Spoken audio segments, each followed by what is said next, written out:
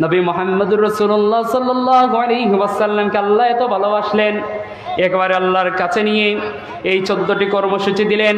ভাই, এখানে একটি সূক্ষ্ম বিষয় হচ্ছে, আল্লাহ রাসূল সাল্লাল্লাহু আলাইহি সাল্লাম মেরাজ থেকে আসার পরে কিন্তু সাধারণ জীবন যাপন করেন নাই।